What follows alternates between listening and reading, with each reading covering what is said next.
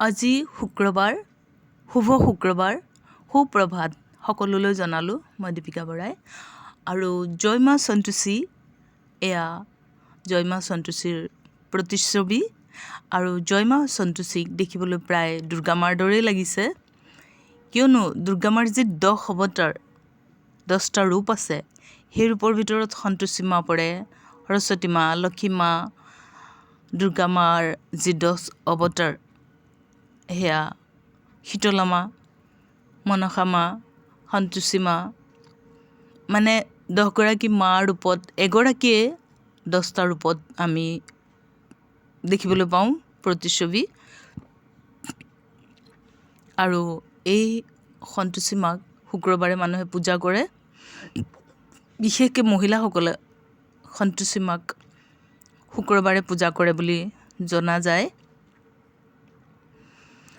পূজা অৰ্চনা সকলোৰে ব্যক্তিগত কথা, কোনোবাই ভাল পাই পূজা কৰিছে, কোনোবাই ভাল পাই পূজা নকৰে, কোনেও কাকো আপত্তি কৰিব নোৱাৰে, যিহেতু এইটো সম্পূৰ্ণ ব্যক্তিগত কথা।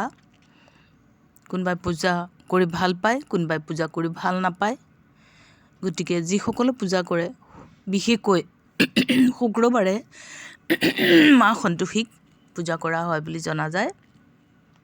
বৃহস্পতিবাৰে লক্ষী মা, শনিবাৰে শনি মহাদেৱক, এনেদৰে প্ৰত্যেক বাৰতেই চাবলৈ গ'লে আমি পূজা অৰ্চনা কৰিব পাৰোঁ বা কৰিছে।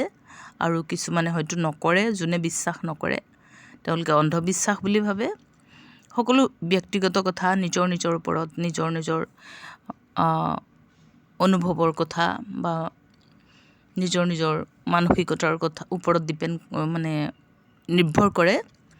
গতিকে জয় মা সন্তোষী আজি শুক্ৰবাৰ, সেয়েহে জয় মা সন্তোষী পূজাৰ এটা মহিমা আছে। নাৰীসকলে যেতিয়া দুখ কষ্টত জৰ্জৰিত হৈ পৰে, তেতিয়া শুক্ৰবাৰত মা সন্তোষীক পূজা কৰিব পাৰে।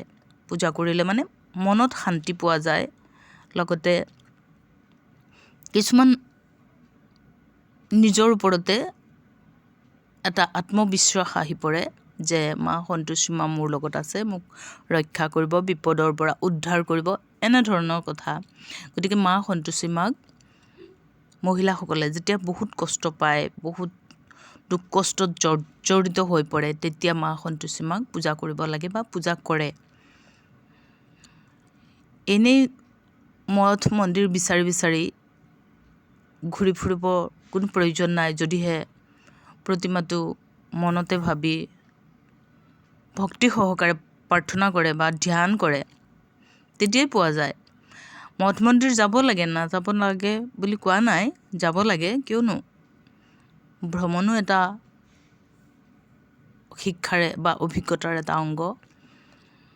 ভ্ৰমণ কৰিলে বহুতো অভিজ্ঞতা হয়, বা মঠ মন্দিৰ দৰ্শন কৰিলে মন পবিত্ৰ হয়, বহল হয়, ঠেক মনোভাৱবিলাক খুলি পৰে, মুকলি হৈ যায় মনবিলাক। গতিকে মঠ মন্দিৰত যাব লাগে, ফুৰিব লাগে, বছৰত এবাৰ হ'লেও বাহিৰত ফুৰি আহিব লাগে, মঠ মন্দিৰ দৰ্শন কৰিব লাগে। কিন্তু আশে পাশে থকা শীতলা মা মন্দিৰ, মনসা মা মন্দিৰ বা সন্তোষী মা মন্দিৰ আছে, তাতো গৈ সেৱা কৰিব লাগে। এয়া সকলো ব্যক্তিগত কথা। বিশেষকৈ যিসকল নাৰী সমাজত বহুত কষ্ট পাই থাকে, জৰ্জৰিত হৈ থাকে, দুখ দৰিদ্ৰতাই আৱৰি ধৰি থাকে, তেনেকুৱা সকল মহিলাই মা সন্তোষীক পূজা কৰিব লাগে, প্ৰাৰ্থনা কৰিব লাগে, তেতিয়া হয়তো মংগল হ'ব।